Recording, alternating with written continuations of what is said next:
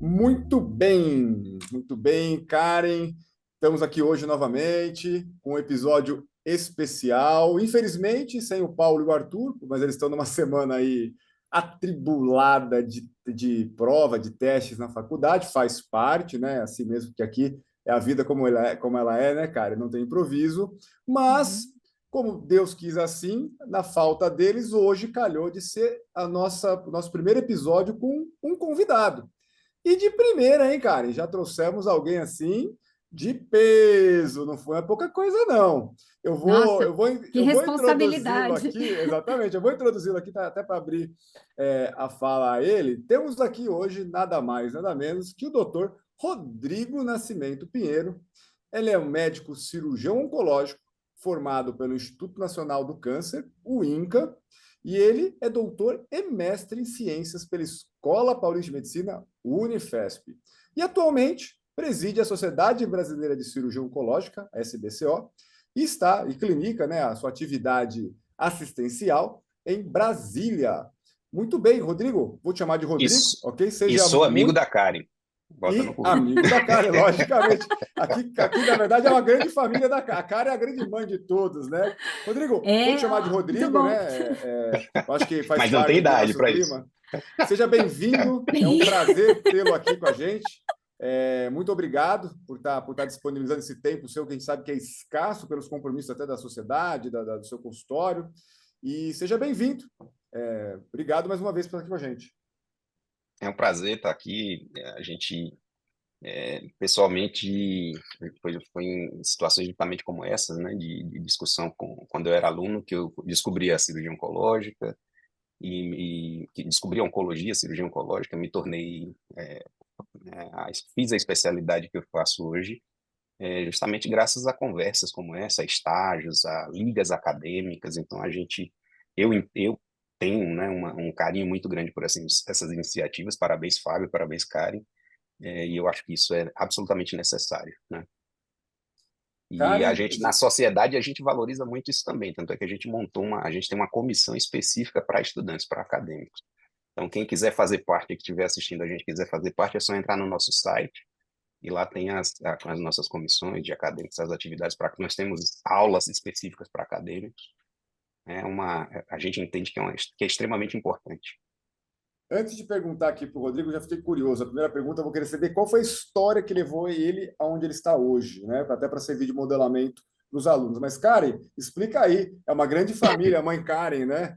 E aí, Karen? O Rodrigão aceitou, está aqui conosco. Que prazer, né, Karen, que ele está aqui com a gente hoje. Olha, nem fale, eu fico muito, mas muito feliz. Rodrigo, é uma honra imensa. Isso aqui realmente é uma tentativa da gente conseguir levar conhecimento, levar acolhimento, né, trazer um pouco mais para a realidade do que a academia em si às vezes não consegue levar, né, aquela coisa toda, aquela correria, uma porção de aulas, professores, enfim, e às vezes não dá para levar o aluno a um pouco mais próximo à realidade quando ele está cruzando esse oceano, né, durante ali todo o cruzeiro.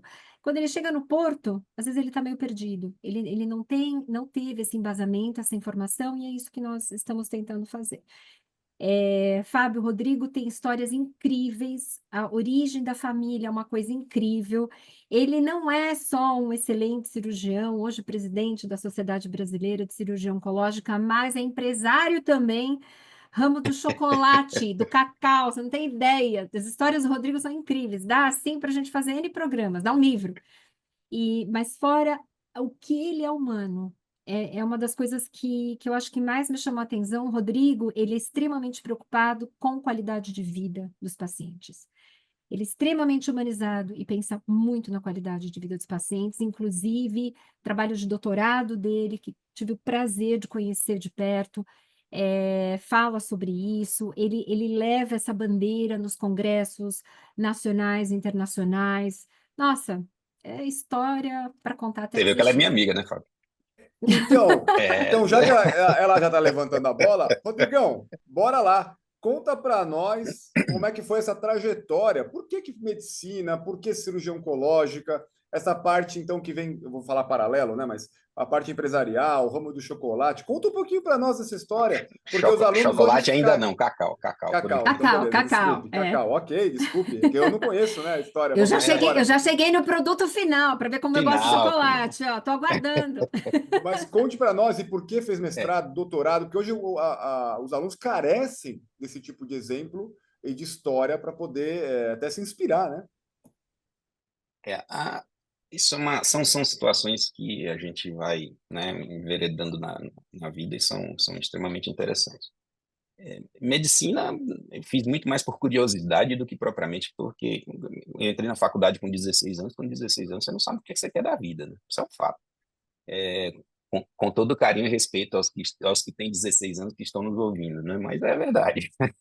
A gente não tem ainda a ideia do tamanho né, Eu falo isso com os alunos, viu, Rodrigo? Que eu acho que é é, muito cedo, às vezes é muito precoce, não tem é maturidade, né? cedo, é cedo. A gente faz uma das escolhas mais importantes da nossa vida justamente no momento que a gente está, né, entendendo, começando a entender o que é a vida, começando a entender quem nós somos da vida, né? É uma situação extremamente difícil. E eu comecei medicina realmente por curiosidade. Né, eu gostava de entender o funcionamento aquela coisa toda.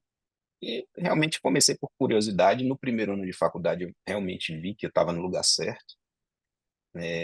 Tive bons professores que me atraíram para a área acadêmica, né, desde o primeiro ano de faculdade. Então, isso é uma situação que depende muito de mentoria, eu acho, depende muito disso aqui que a gente está fazendo. Isso aqui é extremamente importante nessa construção, porque isso é uma construção, isso não é uma coisa que cai do nosso colo ou que aparece do nada.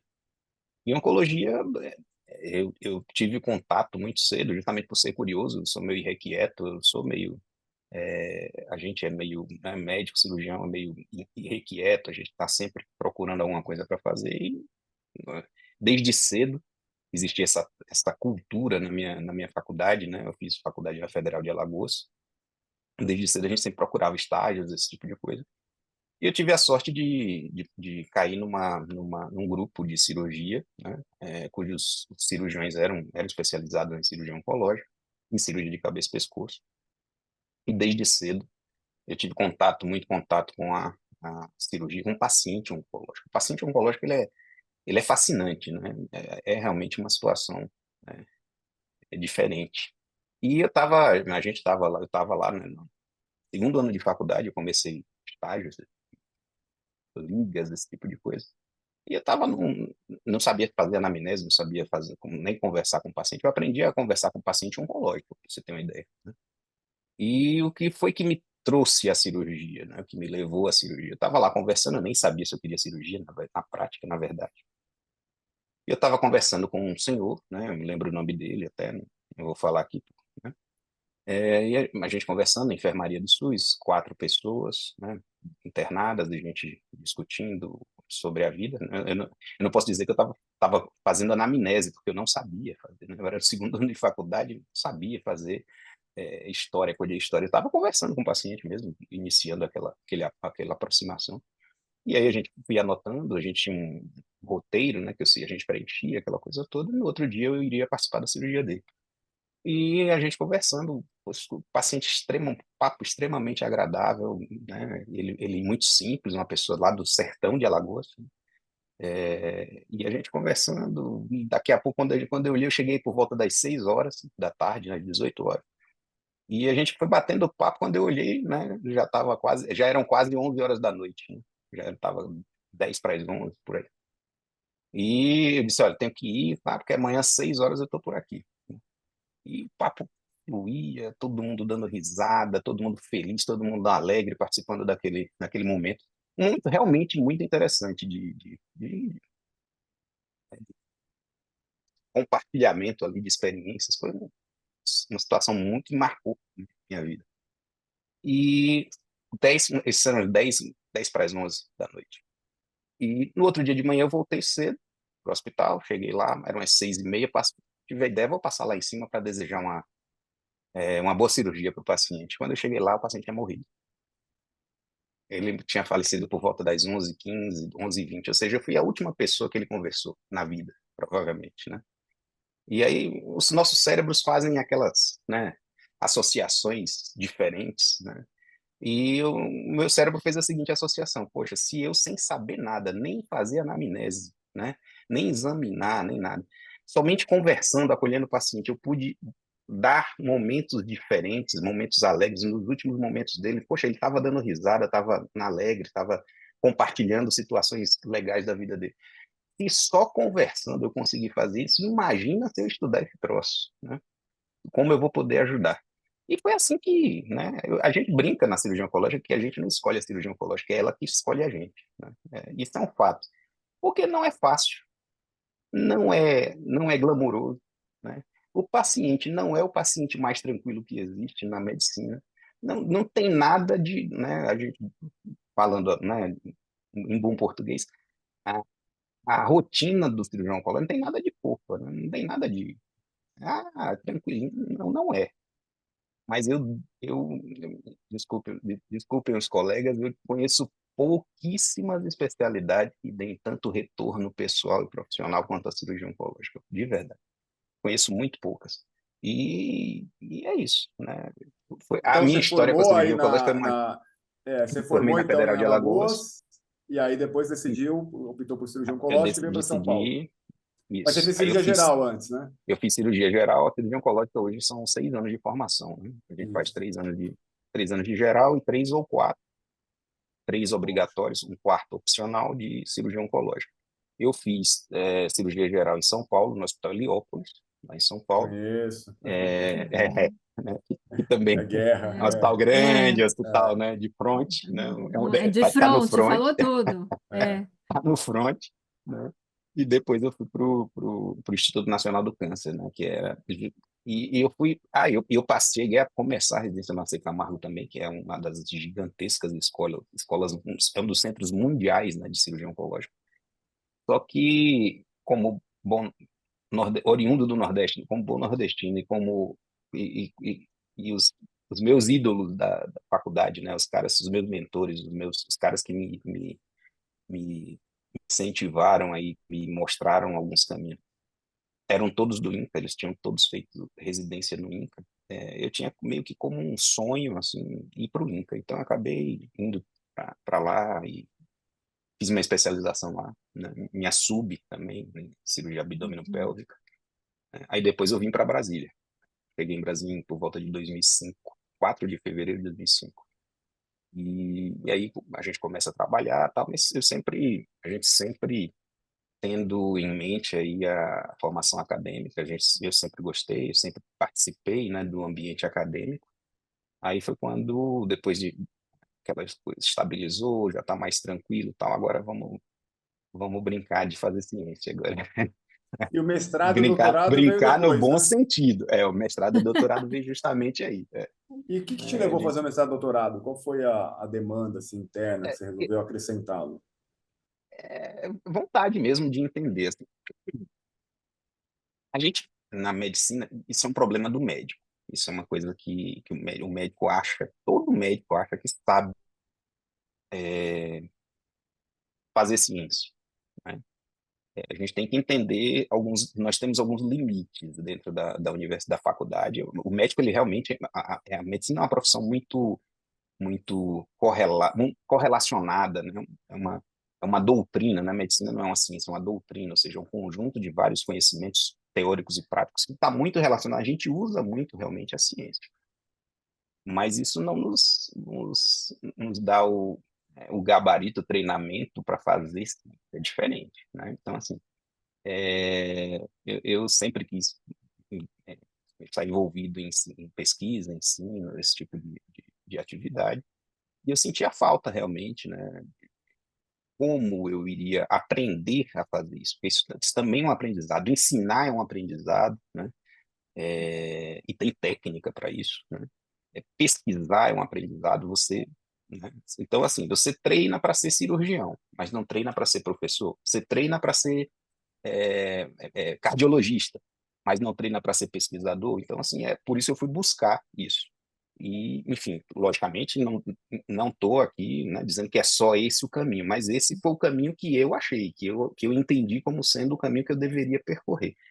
Eu conheço temos vários grandes nomes mundiais, inclusive, que não fizeram mestrado e não fizeram doutorado, que são pesquisadores fantásticos, que inclusive ganharam premiações aí de relevância, mas eu entendi que dentro das minhas limitações eu precisava, para que eu, Rodrigo, né, entendesse como ensinar e como pesquisar, eu precisava passar por esse trajeto, né, por esse percurso de mestrado, doutorado, conviver com pessoas que sabiam fazer isso, já tinham experiência fazendo isso. Isso é absolutamente, na minha opinião, importante.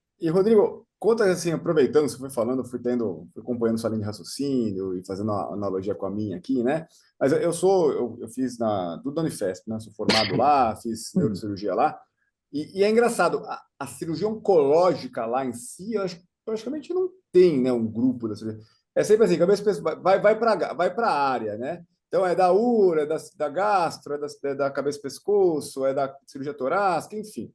Aí o que eu queria trazer? Porque realmente, quando eu fui conhecer e ver a atividade de vocês, que é muito especializada, é muito, né, intensa, foi fora do ambiente Unifesp depois, né?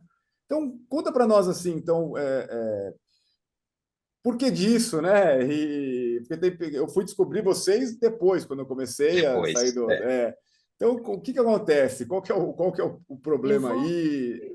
eu vou aproveitar aqui o Fábio, puxar esse gancho, Fábio, exatamente aí. Essa é uma questão extremamente relevante, porque não é qualquer especialista que é cirurgião oncológico, a gente tem que pensar cada um no seu quadrado, né? Não é porque eu sou da gastro que eu sou especialista em cirurgia oncológica, não é porque eu sou gineco que eu sou especialista em cirurgia oncológica. Tem que se falar muito sobre isso. Rodrigo, você é a melhor pessoa para falar sobre isso para a gente, explicar a necessidade de ter grupos extremamente especializados dentro dos hospitais, porque senão vira uma festa. Você pode, por favor, falar isso para a gente, explicar, por gentileza? posso. Isso é confusão, né? Isso aí é muito. Dá Gente, muita pronto. Mas confusão. é uma confusão, veja, o Não, não, aluno, ele vai. Não, não, mas Necessária, porque assim, o necessária aluno falar vai sobre entrar isso. nesse ambiente. O que ele tem que entender é o que eu falo, vamos puxar. Tudo bem, tem um viés de ser cirurgião oncológico, mas veja, você está dentro do meio, você está vivendo esse meio, você tem poder de fala. Então, nos Isso, apresente. Por que acontece isso? Qual a sua visão? E pronto, acho que é isso aí. Vamos direto ao ponto, isso. sem dó. Para começar, eu começo a conversa dizendo justamente que eu tenho um viés, né? Então, meu viés é claro, né? Então, sim, eu sou cirurgião oncológico e eu vejo o mundo eu vejo a oncologia, a assistência em oncologia, sob a ótica de um oncologista. Sou um oncologista. Antes de ser um cirurgião, eu sou um oncologista. O cirurgião oncológico, antes de ser um cirurgião, é um oncologista. E essa é a primeira diferença, né? Mas isso todo esse contexto que você citou, Fábio e Karen, é um contexto absolutamente histórico, né? E a gente explica isso de forma muito, muito clara. A história da academia brasileira é muito relacionada, né? A academia brasileira teve uma ligação muito grande, muito importante com a academia europeia, principalmente a academia portuguesa, mas depois a gente importou muito da academia americana, e a academia americana ela é focada realmente, ela é dividida, né, em aparelhos e sistemas, enfim, né, lá é muito comum, né, a abordagem direcionada aos órgãos em específico, quando nós falamos em especialidades, né? A cirurgia oncológica, portanto, a academia brasileira, ela aprendeu a dividir, a setorizar, né, as suas áreas de atuação, baseada em sistemas orgânicos ou em órgãos específicos. Isso está tudo bem, é justo, é histórico, a gente não tem que discutir isso. O berço da cirurgia oncológica é o Hospital do Câncer, não é a academia. Nós nascemos nos centros de câncer, nós nascemos nos hospitais de câncer, né? A gente tem hospitais de câncer no Brasil com quase 90 anos. E a história da cirurgia oncológica nasce no Brasil, né, justamente dentro desses centros, né, os dois mais antigos são Instituto Nacional do Câncer, no Rio de Janeiro, que é um órgão hoje diretamente relacionado, né, é um órgão do Ministério da Saúde, e em São Paulo, o AC Camargo, né, o AC Camargo que é um hospital histórico também, com uma contribuição gigantesca, né, para a oncologia mundial, não estamos falando só da oncologia brasileira. Os dois têm contribuição. E temos outros centros de câncer no Brasil, como Erasto Gartner em Curitiba, Aristides Maltês em Salvador, Filoiola em Belém, Araújo Jorge em Goiás, em Goiânia, e por aí vai. A gente tem vários e vários e vários centros que fizeram história na oncologia. Então, essa é a principal diferença do porquê a academia brasileira está começando agora a conhecer a cirurgia oncológica, porque não é realmente, historicamente, como a academia, como o ensino, a didática foi segmentada, foi fragmentada para facilitar, inclusive, a abordagem. A gente, a gente tem um conceito extremamente claro dentro da cirurgia oncológica. A gente entende que o cirurgião que pretende, e aí vamos tirar o termo oncológico, cirurgia oncológica, vamos botar só o termo cirurgia. O que a gente defende, né, o que a gente defende é que todo cirurgião que pretende operar câncer, ele tem que conhecer câncer. Cirurgião que pretende fazer um procedimento oncológico, ele tem que entender de câncer, de oncologia, e não do órgão, né? Então, eu sou um cirurgião que vou operar estômago. Não, eu tenho que entender câncer de estômago. O paciente oncológico com câncer de estômago, né? Mas eu sei operar estômago. Não é suficiente. Dentro do que a gente acredita, não é suficiente, porque a doença câncer não é do estômago, é do paciente. Estamos falando de um contexto completamente sistêmico, um contexto completamente interdisciplinar, né?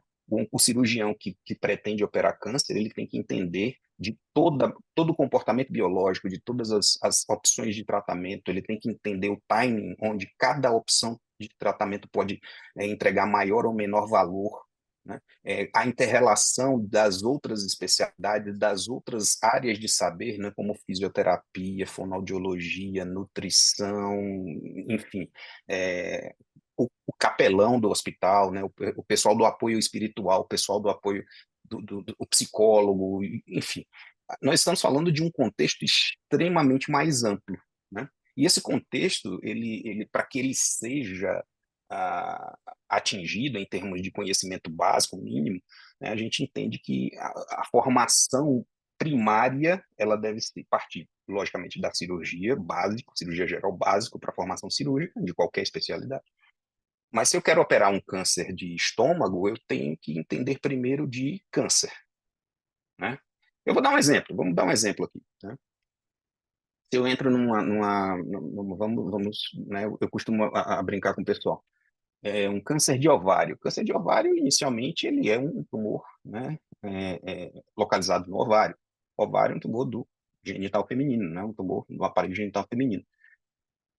Mas se ele avança e se ele espalha, né, para o peritônio, né, aquela membrana, traduzindo para quem não é da área, né, e traduzindo para os meninos mais novos, aquela membrana que reveste o abdômen por dentro, e eu entendo do mecanismo de disseminação do comportamento biológico, e se eu entendo da cirurgia, e se eu sou treinado, habilitado, né, e capacitado, principalmente habilitados, todos os médicos que se formam são, mas capacitado a realizar cirurgias de grandes ressecções multiorgânicas, eu vou conseguir entregar para essa paciente a melhor cirurgia naquele primeiro momento. E nesse momento eu já consigo aumentar a chance de cura dela.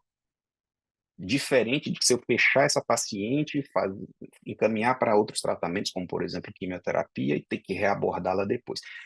Só pelo simples fato de eu fechar e encaminhar para um segundo momento, né, caso a paciente esteja apta a fazer a cirurgia e a doença seja ressecável, seja passível de tratamento cirúrgico, se eu não trato essa paciente nesse momento, eu já estou diminuindo as chances dessa paciente. E é justamente isso que a gente quer evitar, é nisso que a gente acredita. Eu não posso, né, eu tenho que atrapalhar a doença, né, não posso ajudar a doença, né? Então, o cirurgião que pretende operar câncer, seja ele de que especialidade for, né? Eu posso ser cirurgião disso, cirurgião daquilo, não vou citar nenhuma especialidade para não ter problema, né, de má interpretação, né?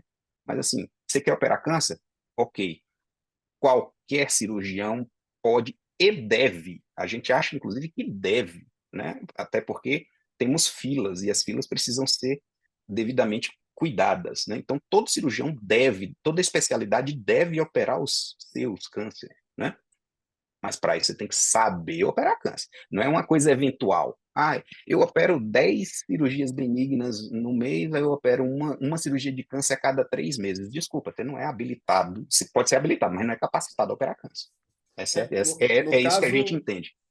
não, e ainda tem assim, você falou acho que seria mais para abdômen, o cirurgião geral, o oncológico mexe em tórax também. Não, o cirurgião oncológico, nós temos pilares de formação, né?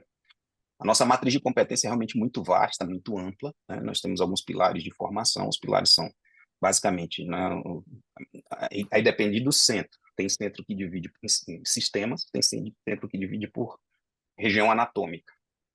Mas o cirurgião oncológico, ele tem um treinamento para intervir em qualquer área anatômica, seja pescoço, tórax, ou abdômen, ou pelve, né?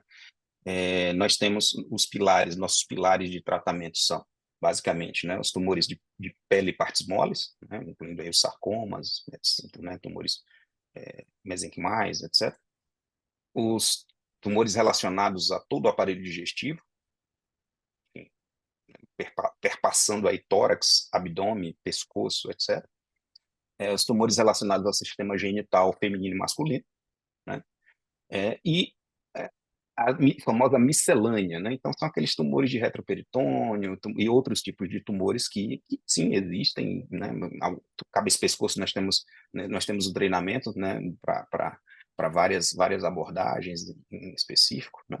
Logicamente que, com o passar do tempo, é natural, inclusive, que o cirurgião acabe elegendo uma área de preferência. Isso é bem comum, né? Mas para você operar câncer, por exemplo, eu vou operar um tumor de cólon, né? Tumor de cólon. Eu tenho que saber operar o tumor de cólon, beleza. Aí no momento da cirurgia, eu tô num lugar onde eu não tenho tanta tecnologia assim, ou no momento da cirurgia eu descubro uma metástase no fígado, né? Outro exemplo. Então, assim, se eu tenho treinamento em oncologia, eu vou, né? Eu sei que se eu fizer ressecção de até 3 segmentos, 3 partes do fígado, sincronicamente ao mesmo tempo da ressecção do intestino, eu não vou aumentar as chances de complicação e vou entregar esse paciente já pronto para o tratamento adjuvante. Então, eu posso atuar no intestino e no fígado ao mesmo tempo, no mesmo tempo cirúrgico. Perceba as opções que são absolutamente necessárias no paciente oncológico, que o treinamento em oncologia, o treinamento vasto em oncologia, exigem e permitem em termos de entrega de valor ao paciente. É nisso que a gente Então, assim, acredita. na minha cabeça aqui, não ficou bem explicado. Não é simples mesmo. A cirurgia oncológica é uma área bem complexa. É complexo. É complexo. Exatamente. Por isso demanda toda E essa essa é a entrega nossa de vocês. dificuldade. É por isso que a nossa vida não é fofa. Exato, Não, Agora, nossa vida não a é fofa. parte do sistema nervoso central, aí fica realmente restrita à neurocirurgia, né? Fica Vocês não têm restrito à contato, né? neurocirurgia. A gente até tem contato, mas assim, realmente, e é um contato bastante próximo, que existem tumores, né? Alguns tumores raros aí que a gente opera muito junto com né, tumores de pelve, ou de próximos a neuroeixo, né? Um exemplo aqui, os cordomas e outros tumores, né? Onde a gente tem uma interface alguns sarcomas, a gente tem uma interface muito grande com a neurocirurgia. Dentro da oncologia, a gente tem que entender que metástases, elas né, tanto no neuroeixo, tanto na coluna, como metástases intracranianas, elas são extremamente comuns e fazem parte, né, da jornada do paciente oncológico, então a gente tem que entender a condução disso. Mas a neurocirurgia é uma área extremamente específica, né? Ela é uma área com uma tecnologia extremamente específica, a gente entende isso, e não a cirurgia do neuroeixo, ela não faz parte da nossa matriz de competência. Ela definitivamente não faz parte. Mas nós temos que conhecer o comportamento biológico e entender que sim, por exemplo, tumores de pele, como o melanoma, podem dar metástase cerebral, que a gente tem que saber reconhecer a sintomatologia, saber dar o tratamento inicial, compressão medular, síndrome de compressão medular, etc, etc, etc. Tem várias situações, muitas situações de interface, né? Mas o tratamento cirúrgico a gente entende como sendo, nesse set específico, absolutamente da neurocirurgia. E, bom, nós estamos falando Pode ficar tranquilo, não vai ter problema, não vai ter pelo problema, você tem que ser contrário. neurocirurgião, estou brincando. Pelo contrário, eu acho que a sua visão talvez até minha crítica, porque assim, hoje já está entendendo que tem que ter uma. Não adianta fazer só neurocirurgia. O cara tem que fazer uma sub, né? Então, se ele vai dedicar para a parte oncológica da neuro, realmente exige que ele tenha essa concentração ou aprimoramento depois dos 5 anos regulares, sabe? Cada vez está mais evidente. Então, é que deve estar em prática aí para mudar para 7 anos a neurocirurgia, já com esse entendimento, né? Porque acabou, Porque cada vez tem mais detalhe. antes de ser subespecialista, você tem que entender de neurocirurgia. Sim. O conceito é justamente esse. Antes de operar câncer, você tem que entender de oncologia. Cirurgião. Exato. E oncologia, cirurgia e oncologia. Exato, cirurgia oncológica. Então, o conceito é exatamente esse. Só que a gente parte do pressuposto que a área básica para o cirurgião é cirurgia geral, só que a gente acredita que, além da área básica de cirurgia, que deveria ser área básica para todos aqueles que operam, na minha opinião, né, com exceção de algumas áreas específicas, como a própria neurocirurgia, né, além dessa área básica do treinamento cirúrgico, do conhecimento técnico, né, da construção neuropsicomotor, porque o cirurgião ele precisa construir quanto é que você vai apertar do ponto, você está amarrando o fio, você aperta até quanto? Isso não está no livro. Isso aí não, a gente não aprende, a gente aprende sendo tutorado, alguém pegando na sua mão e dizendo, tá, apertou demais, folga aqui, dá o ponto ali, né? A cirurgia, o conjunto de procedimentos, né, que nós chamamos de cirurgia, é por isso que a medicina é uma doutrina. Medicina, você precisa de alguém, você precisa do doutor, né, ou seja, aquele que foi iniciado na doutrina, transmitindo conhecimento para o doutorando, né, para aquele que está iniciando na doutrina, né? Isso é absolutamente a transmissão do conhecimento técnico, ele é absolutamente necessária nas áreas cirúrgicas. Você lembra, tenho certeza, Fábio, dos seus grandes mestres aí que ensinaram você a fazer cirurgias específicas, aquela coisa toda, né? E você, por mais que você estude, por mais que você leia, por todos os artigos, de ontem para hoje eu fiz uma revisão sistemática, né, sobre o tema. Ok, então opera aí, né? E aí? E aí, vai lá. E aí? Vai Não lá. é isso? Não, Vai lá. é interessante uma coisa assim, eu não estou na área como vocês, lógico, mas assim, pelo que eu escuto, vendo do outro lado aqui, né? Fora da caixa aqui, observando vocês falando, o Rodrigo aqui falando, principalmente, como tudo é uma questão de timing. O tempo é muito crucial para esse paciente. Então, olha a importância de ter realmente que sabe o que está fazendo, porque de repente você vai lá e vai abordar mais de um órgão, você sabe qual, você sabe Sim, como, de que forma, você ganha tempo, você ganhou tempo tempo. precioso, que no câncer é crucial, né? Em vez de E fechar realmente o cirurgia incompleta paciente. não tem remédio, né? Não tem conserto. Exatamente, não tem Né? conserto, Não tem não tem conserto. volta, né? Não Palavra tem. proferida, pedra tirada e esse tipo de E cirurgia. cirurgia incompleta, não tem volta. Cirurgia incompleta, não tem. Vamos acrescentar mais essa agora, é verdade, dá para completar aqui a frase. Então, se vê como é importante passar isso para quem está aprendendo, ou até mesmo já o cirurgião em prática, que tem que ter essa humildade de talvez entender como é crucial o tempo. Eu não vou fechar esse Sim, paciente e mandar para o meu colega, porque esse paciente está sim. perdendo tempo, né? E o timing, que horas, que momento, enfim, como isso é importante. Isso é importante. Em situações específicas, a gente precisa entender que, aí volto a dizer, né? Eu tenho minhas opiniões pessoais, tal, mas elas não são relevantes. Mas o que a gente prega é o seguinte: você é endocrinologista, você quer tratar câncer? Perfeito. Tem que treinar, conhecer e estudar câncer. É só isso que a gente defende. É só isso, é simples. Você quer operar câncer? Maravilha. Então você tem que viver oncologia. Você tem que respirar oncologia. Você tem que treinar, estudar, discutir casos todo santo dia. Eu costumo, mas Rodrigo, porque eu opero pele, mama, partes moles, né, aparelho digestivo baixo, aparelho digestivo alto, HPB, eu opero tudo isso. Vou continuar operando porque eu gosto, né? Mas, Rodrigo, você faz tudo isso, você é especialista em quê? Eu sou especializado em câncer. Eu só faço uma doença na minha vida hoje, né? Rodrigo, Na aí eu queria te prática. aproveitar, porque assim, vamos voltar à base aqui. Vamos discutir, então, o que é o câncer, né? Porque pegando as aulas básicas aqui, celulares e tal, então, assim, o câncer, em última análise aqui, é uma célula rebelde, né? Que ganha autonomia, É, gera uma autonomia, um descontrole, se desespecializa, deixa de pertencer ao grupo tecidual dela, fala, não quero mais vocês, né? Estou de mal, sou rebelde, vou crescer do meu jeito e desconectar e vou corromper todo mundo. Então, É uma assim, célula adolescente. Adolescente. exatamente. Então, assim, explica para nós, assim, até com sua expertise até hoje, genético, metabólico, até visando depois o tratamento, mas vamos lá. O que é o câncer? Vamos falar do câncer, base aqui, a aulinha básica. Câncer, câncer é um conjunto de doenças, né? Um conjunto de situações, não é uma doença só. Câncer tem centenas de tipos diferentes, né? Dezenas de tipos diferentes, e cada tecido, cada órgão tem os seus tipos específicos de câncer, né? Então, temos vários subtipos hoje, com o avanço da patologia, né? Da biologia molecular, a gente está subdividindo esses vários tipos, né? Histológicos. Hoje nós temos subtipos, inclusive moleculares, cada um hoje com seus tratamentos específicos, com drogas-alvo, né? Imunoterapia e por aí vai.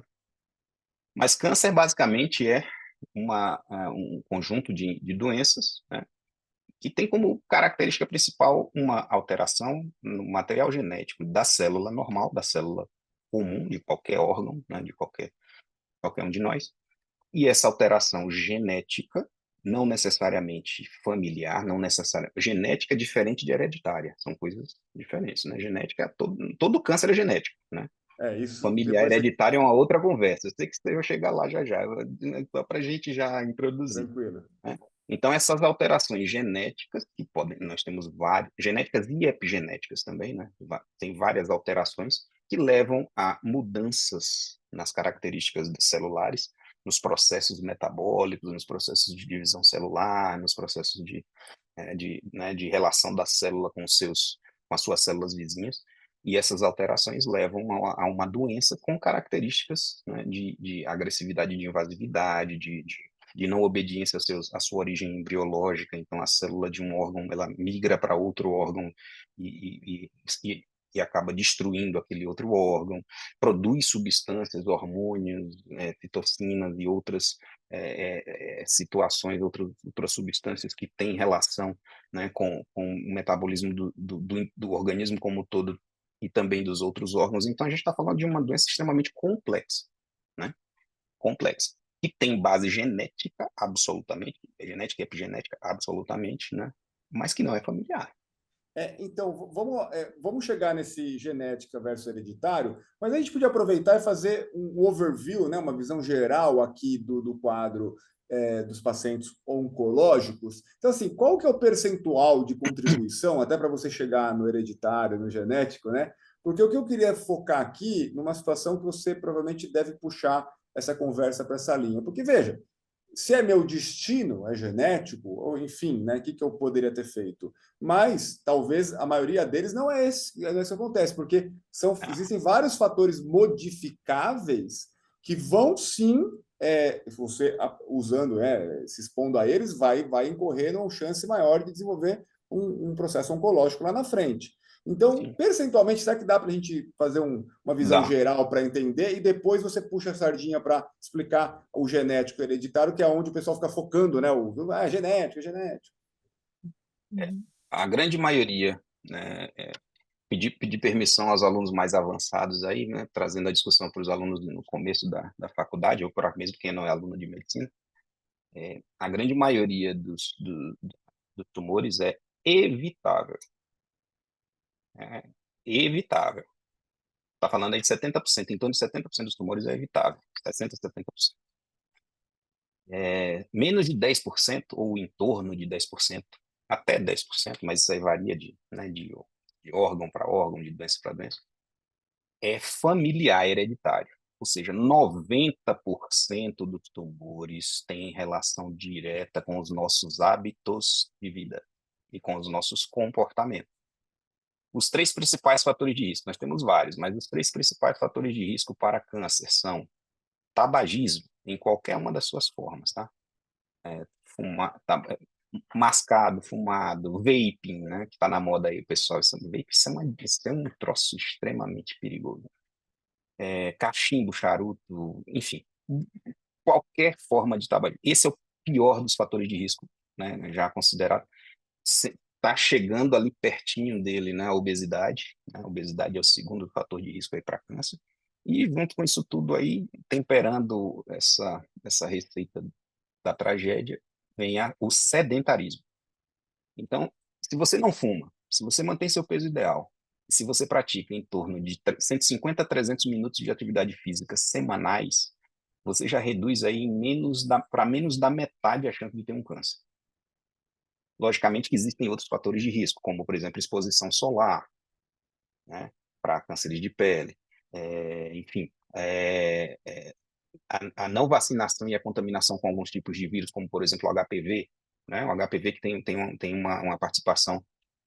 Portanto, quem está nos ouvindo aí que não vacinou ainda, né, por favor, vacine, né, porque principalmente as meninas, né, porque o HPV tem uma relação fundamental aí com alguns tipos de tumores, principalmente os tumores de colo uterino, mas não só com eles, os tumores de cabeça e pescoço também. Enfim, algumas exposição a substâncias tóxicas, né, como inclusive tem uma lista no Ministério do Trabalho, né, todo ano isso geralmente é revisto. Existe uma lista dos carcinógenos, dos fatores que causam câncer. Isso é uma lista aberta. Você pode jogar no Google, lista de carcinógenos. E eles são classificados por riscos e por tipo, entendeu? Então você vai ver lá coisas que você não acredita que são potencialmente carcinógenas, que podem ser, né? Hoje em dia se fala até na energia eletromagnética do celular, né? Nossa, você tirou da minha É, cabeça. Eu ia te perguntar. eu sei, você Já estava teve pensando porque paciente, não, já isso é um teve estudo, paciente no consultório perguntando, né? isso é um estudo que tem surgido com maior curiosidade, né? Mas, enfim, esses são os três principais fatores de risco. Se você pratica atividade física, não mantém peso ideal, e se você não fuma, ou não usa nenhum tipo de tabagismo, você tem chance muito menor de ter câncer. Existem aqueles tumores que são relacionados, por exemplo, à alimentação, né? A alimentação tem influência direta, como, por exemplo, os tumores do aparelho digestivo, principalmente os tumores do intestino grosso, que têm crescido em incidência, o que triste, né? Eles têm crescido em incidência principalmente em pessoas mais jovens, A gente né? tem visto muito, né? Tem tido bastante É, caso. Isso Uhum. em crianças, em pessoas mais jovens. Portanto, por isso que o rastreamento, inclusive, tem caído de idade. Hoje, o rastreamento para câncer de intestino está girando aí em torno dos 45 anos, né? Então, como você vê, é uma doença evitável em grande parte dos casos. Então, não bota a É, culpa na família, não. exatamente. E antes de. Até você falou em epigenética, eu queria estender um pouquinho mais isso, que é legal esse papo. Tabagismo, então, para marcar aqui: 70% dos cânceres são evitáveis. Em média, Não, claro, a gente está sim, botando aqui, né? Uhum. Então, por volta de, né? por Lógico que a gente volta. não está cravando, né?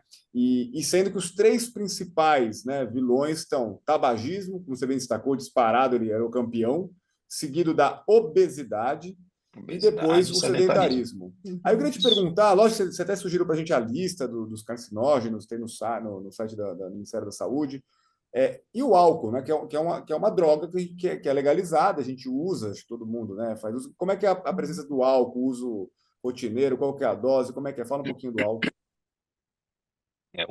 O álcool em si, ele não existe. Existem países que sugerem até 2 drinks para homem, até um drink para mulher, até 20 gramas de álcool por dia para mulher, até 40 para homem, enfim.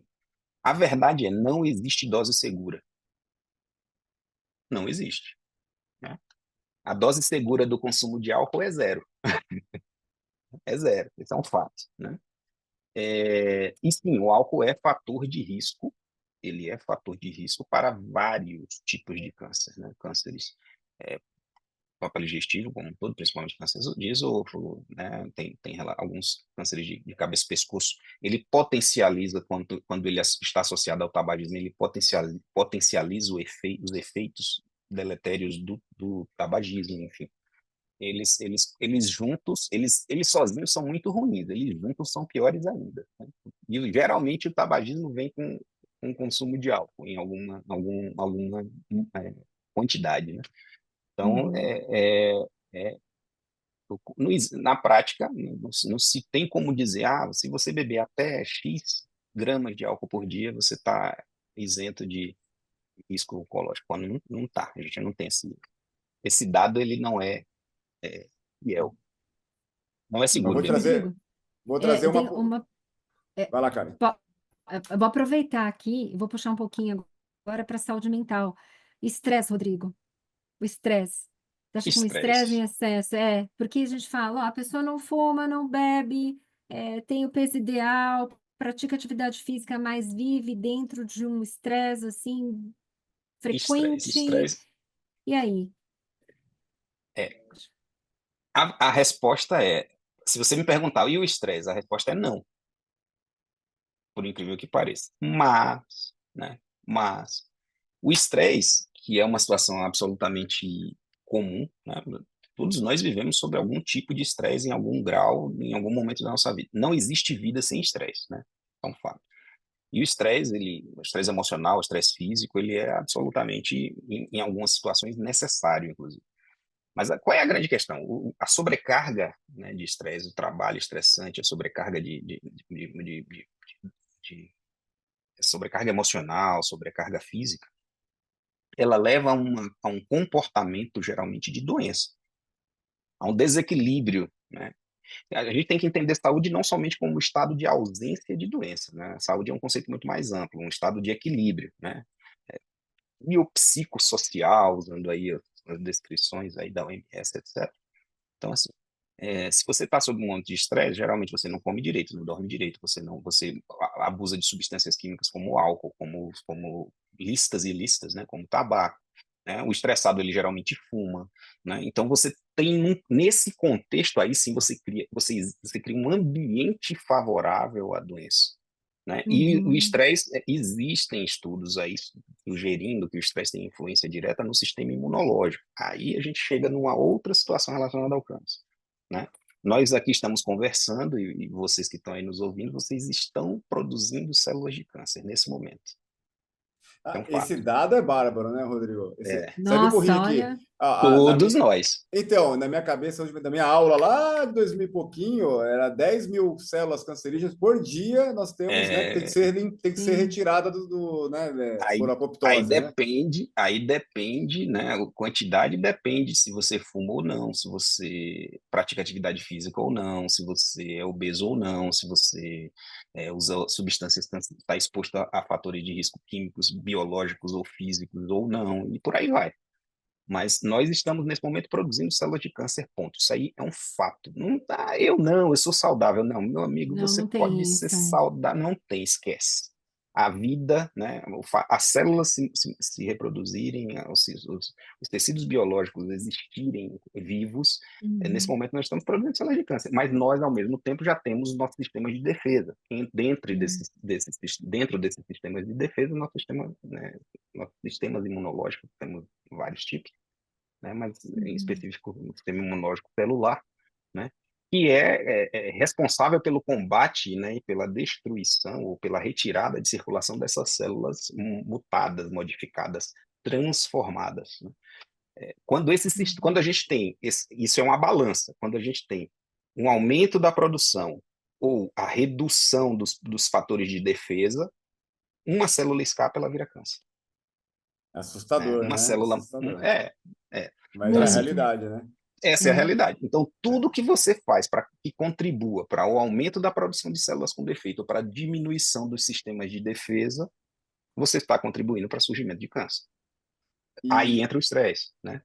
Aí Sim, pode entrar o olha, estresse exatamente. nessa olha, alteração desse equilíbrio, mas diretamente hum, é, não, né? A resposta. Mas não, indiretamente a gente já entendeu que o conceito é muito mais complexo e temos muitas coisas que não, para muitas perguntas para as quais não temos resposta ainda. ainda, né? Nossa, Ainda. excelente. Que Mas eu aula, queria que trazer aula. até uma situação mais polêmica, não menos, né? Porque ficou com o negócio da carne e tal. Tem alguns trabalhos aí até grandes que mostram, talvez não é a carne em si. Mas enfim, queria te ouvir sobre a carne, porque tem muita gente, né, que tem essa situação, a carne vai provocar o câncer. E aí, a carne em si é o problema? Não, a carne em si não é o problema.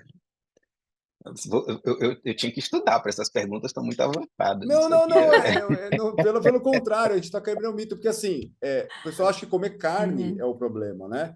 Não, mas não é. normalmente já tem vários trabalhos aí que já referendam o que a carne ensina, por exemplo. Mas às vezes o que vem junto é a cerveja que vem junto, Não, outras situações que podem vir junto, ou mesmo aquelas carnes com conservantes, né? Que são os produtos que é tem de isso. conserva, né? Mas essa é a ideia que eu queria que você passasse para a galera, porque tem muito paciente que chega no consultório até hoje, os alunos, que acham que tem que parar de comer carne, que a carne é o problema. Bom, começando, começando a conversa por essa questão, a gente entende que a carne é uma fonte absolutamente necessária de nutrientes, né? Nós somos onívoros, né? Nós não somos carnívoros, mas também nós não somos vegetarianos, né? Ou frugívoros, ou enfim. Então nós precisamos comer carne, comer proteína de origem animal. Nós temos inclusive o aparelho biológico, o aparato biológico para esse tipo de alimentação, né? Até nossos dentes, né? Até a gente tem dentes específicos para rasgar carne, inclusive. Então, isso é um fato que é biológico, que não tem essa de, não, porque o ser humano não está preparado para consumir carne. Não, tá. Tá, e aí, enfim. A carne em si, existem algumas situações que a gente precisa trazer. A carne, existem alguns complexos, né? Alguns compostos químicos na carne, principalmente nas carnes vermelhas, né?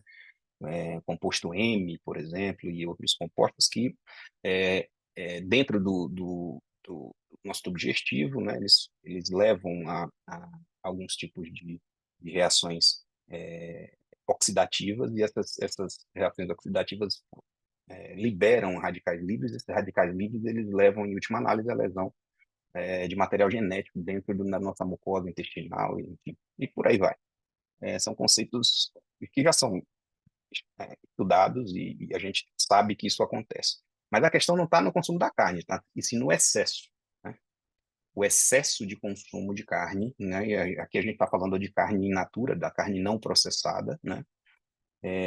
Então, assim, o excesso de consumo de carne, e aí, né, isso aí tem gente que diz que você pode comer até 500 gramas de carne cozida por semana, até tanto, isso aí, enfim, mas existe.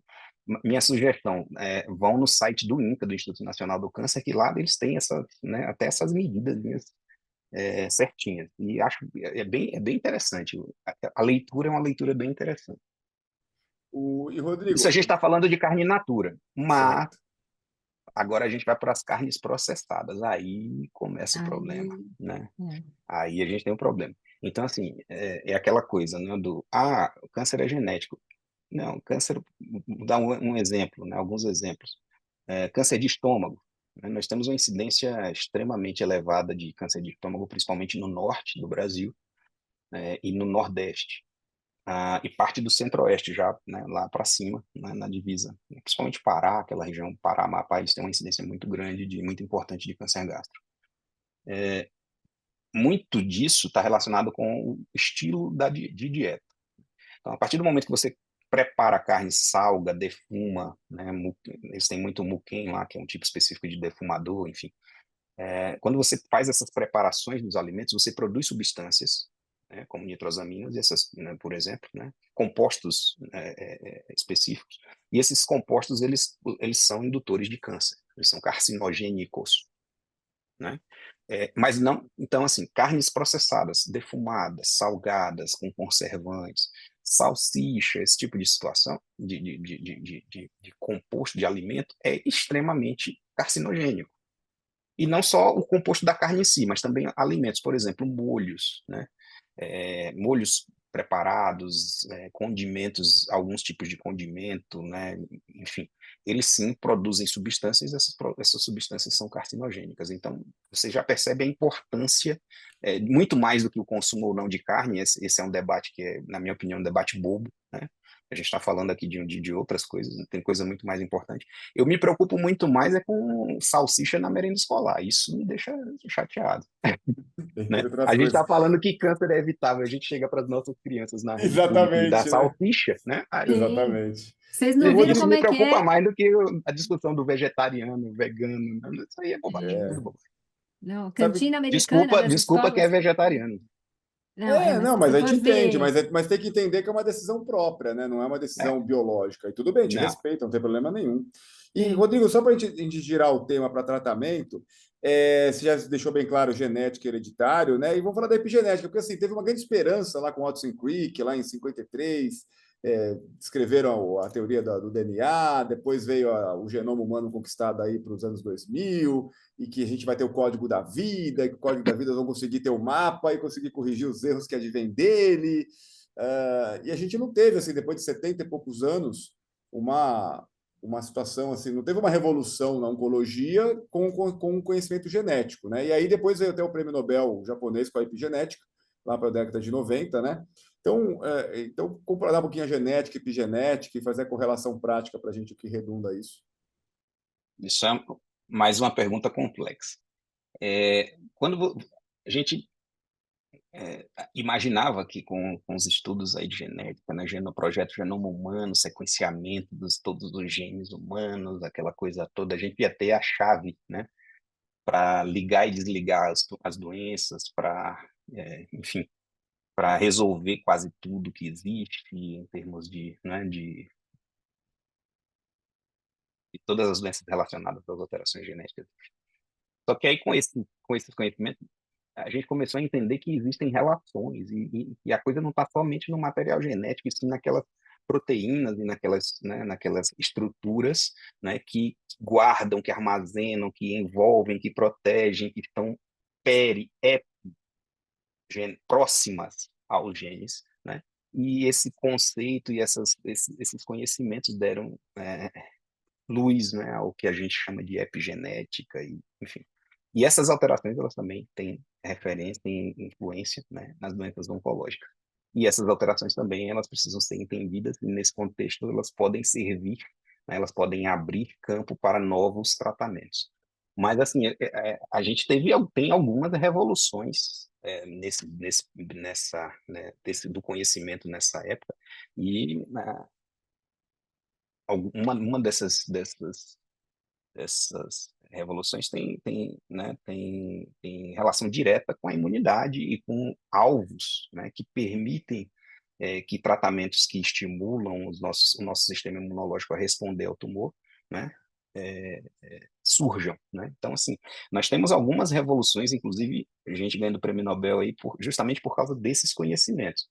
Mas isso demanda tempo para chegar né, para chegar de uma forma acessível a todos nós, e demanda tempo também para a gente descobrir quais são os tumores que vão se beneficiar desse tipo de imunoterapia e por aí vai, né? Então nós temos aí as drogas-alvo, imunoterapia, coisas surgindo, CAR-T-cell surgindo aí, né? Você tira a célula imunológica, você programa aquela célula imunológica para que ela responda em específico para aquele tipo de tumor, você reproduz essa célula no laboratório e depois injeta essa célula no seu próprio organismo. Então, assim, são realmente situações que, se você conversasse com a gente, né, 10, 15 anos atrás, a gente ia dizer, não, isso aí é Guerra nas Estrelas, Jornada nas Estrelas, né, é ficção científica, e hoje são realidade. Não são realidade para tudo, tão longe de ser. Não são realidade em termos de acesso, porque são extremamente caros esses tratamentos, extremamente caros. Estamos falando aí de tratamentos que chegam a custar 1 milhão, 2 milhões de dólares, né, por ano, né? E assim, são tratamentos que quebram qualquer sistema de saúde, seja privado ou público, no mundo, né?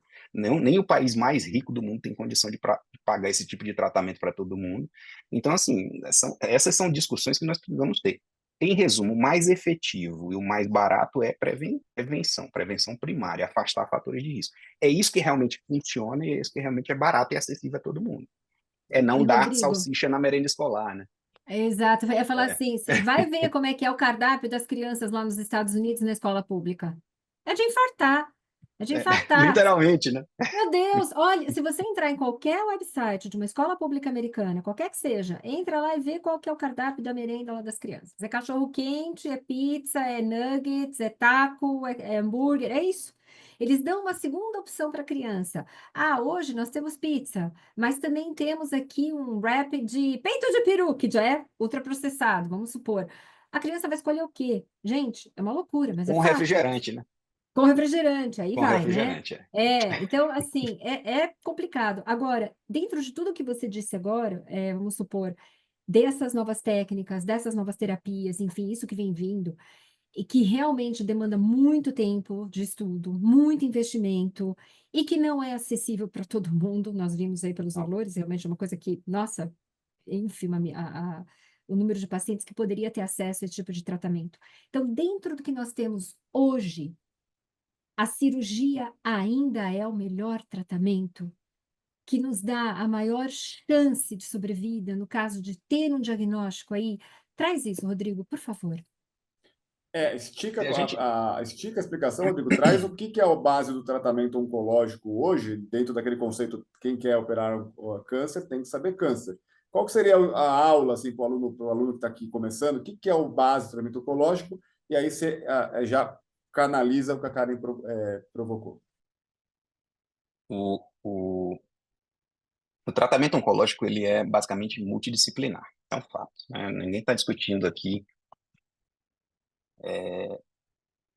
que não, o tratamento, eu sou mais importante do que o vizinho, né? Não, não é isso, a discussão não é essa. Mas o que existe de dado na literatura é o seguinte: quanto mais precoce na jornada, quanto mais próximo, né, ao início da exposição, a exposição aos fatores de risco, for a intervenção, né, nós temos janelas de intervenção, prevenção primária, secundária, terciária. Prevenção primária, afastar fatores de risco. Prevenção secundária, rastreamento e detecção precoce, em fases, inclusive, pré-clínicas, antes dos sintomas da doença, antes da doença surgir clinicamente, né? E a terciária, a prevenção terciária, que são os tratamentos.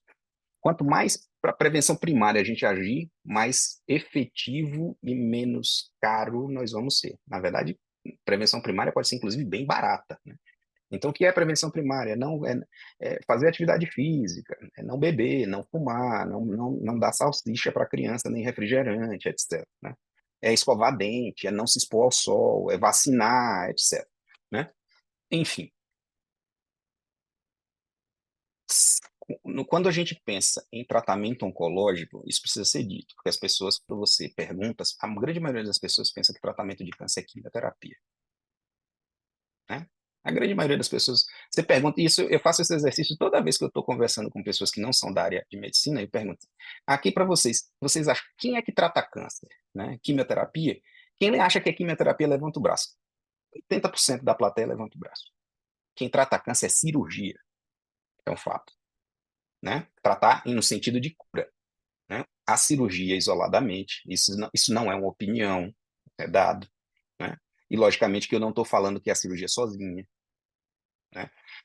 Eu reforço, o tratamento oncológico é multimodal e ele é baseado no tripé: cirurgia, tratamentos sistêmicos, que aí você tem imunoterapia, principalmente a quimioterapia, e a radioterapia, com várias modalidades diferentes. A radioterapia que é extremamente importante também, né? Mas, se você tem um estudo no Lancet do Sullivan que diz muito bem isso aí, né? Ele fala que 60% dos tumores sólidos, né? Ou seja, aqueles tumores que não são nem linfomas nem leucemias, 60% dos tumores são curados com cirurgia. E 59% dos tumores sólidos em estadios mais iniciais, eles são tratados somente com cirurgia. Somente com cirurgia. Então você já entende que o único tratamento que você, né, na grande maioria dos tumores, com algumas exceções, tumor de canal anal, tumor de laringe, próstata, né, onde a radioterapia também isoladamente ela pode ser isoladamente ou em associação com a quimioterapia, ela pode ser curativa nesses setes específicos, mas não existe tratamento com intenção de cura que não envolva cirurgia. Não existe, né? Em oncologia, salvo linfomas, leucemias, isso aí a gente tira, porque não são tumores sólidos, né? O tratamento para esses tumores é quimioterapia. Quando a gente pensa em tratamentos curativos, à exceção de tumor de laringe, que você pode fazer só radioquímio, cirurgia, só radioquímio, próstata, que você pode fazer, né, várias modalidades aí de radioterapia, e os tumores de canal anal, que é radioquímio também, né, e em alguns casos de câncer de colo de útero avançado, mas assim, a grande maioria, né, dos tumores, principalmente estádio precoce, o tratamento curativo ele envolve obrigatoriamente cirurgia. E a cirurgia, ela participa de 80% a 90% da história natural do paciente oncológico. A gente tem que entender que o paciente oncológico ele tem uma jornada, né, que começou com a exposição, ele desenvolveu a doença, e ele vai ter os desfechos, né? O desfecho pode ser cura, sequela ou, infelizmente, morte, né? São os desfechos, né, esperados, né, dentro da história natural do paciente oncológico, independentemente de que tipo de câncer seja. Dentro dessa jornada, a cirurgia participa em 80% a 90% dos casos. Então, a gente está falando de uma situação absolutamente necessária, que precisa... E aí, um outro dado, tá? 80% dos pacientes no mundo precisariam, de pacientes oncológicos, precisariam de cirurgia, né? Menos a gente está falando aí que em torno de 80% a 90% precisam de cirurgia. Somente 75% dos pacientes, menos de 75% dos pacientes vão ter, não, me corrigir, 75% dos pacientes oncológicos no mundo não vão ter cirurgia adequada em tempo e apropriada para o seu caso. Ou seja, menos de 25% dos pacientes têm acesso à cirurgia de câncer. Ou seja, Pacientes oncológicos. em suma aqui, tirando os tumores sólidos, né, falando dos tumores sólidos, a cirurgia é o pilar disparado com maior presença dentro da jornada do paciente oncológico. E falando em cura, ou se falando em qualquer outro procedimento, seja ele de paliação, etc. Seria o padrão ouro, né? Não é bem padrão ouro, porque existem várias doenças que o padrão ouro é a associação. Então, são vários tratamentos ao mesmo tempo. Eu dei alguns exemplos aqui, né? Enfim, por exemplo, câncer de mama. Câncer de mama, a cirurgia tem até uma participação menor hoje, né? Mas a cirurgia está associada com outros tratamentos. Quando você fala em cura, a indicação. Tumores do aparelho digestivo, né? A cirurgia é carro-chefe do tratamento curativo em quase todos, se não todos, os tumores do aparelho digestivo, com exceção do canal anal. Enfim, e por aí vai, né? São discussões que a gente tem que ver de acordo com tipo de tumor, local, estadiamento, né? O tumor está avançado, precoce, enfim, é uma discussão mais ampla. Mas o fato é, para esses tipos de tumor, não se pode pensar em cura sem pensar em cirurgia, né? Se você quer entregar cura, o desfecho cura para esse paciente, você tem que pensar em procedimentos cirúrgicos, na grande maioria dos tumores. Aí até ouvi uma frase, acho que eu vi de um professor, né, que a melhor situação para tratar um câncer é colocar o câncer na bandeja cirúrgica, né? Retirá-lo do corpo. Aí exato, tem todas aquelas, né, que a gente conhece bem. Que não deixam de ser são frases de impacto, mas são frases com seu fundo de verdade. Mas volto a dizer, não estou dizendo que é só cirurgia, que a cirurgia vai... Não, não, ficou que claro. A cirurgia tem um papel de relevância. Dentro da jornada multimodal, a cirurgia participa de uma maneira com bastante impacto e presença, né? Exato. E cirurgia, e um detalhe, né? Cirurgia feita de forma incompleta, ela não tem conserto. Então, não adianta, eu vou fazer rádio e quimioterapia ou imunoterapia para consertar, porque o paciente não foi bem operado, não teve a linfadenectomia, a retirada dos linfonodos lá de forma adequada, ou o patologista não contou direito, a gente não conseguiu estadiar, então eu vou fazer rádio e quimiocirurgia para consertar aqui, para tentar melhorar. Não tem conserto, né? Rádio e quimioterapia não foram feitas, não foram desenhadas para consertar a cirurgia incompleta. Isso não, né? Na prática, isso acaba, né, em algumas situações sendo feito, mas isso não é isso, né? E é justamente por isso que a gente defende que o cidadão lá que quer tratar câncer cirurgicamente, ele tem que saber tratar câncer, né? Ele não tem que... eu quero tratar câncer de estômago, eu tenho que saber tratar câncer de estômago, não operar estômago, é outra coisa. Dentro dessa jornada da combinação, para o futuro, você vê o que? A cirurgia tem de evoluir também para robótica, alguma coisa assim, e já associado com os outros tratamentos adjuvantes, por exemplo, a própria imunoterapia, porque o futuro da medicina é uma medicina precisa e personalizada, né? Então, muito provavelmente, a gente vai cada vez mais saber o tipo, subtipo daquele paciente na condição dele para poder realmente adequar o tratamento melhor para ele, né?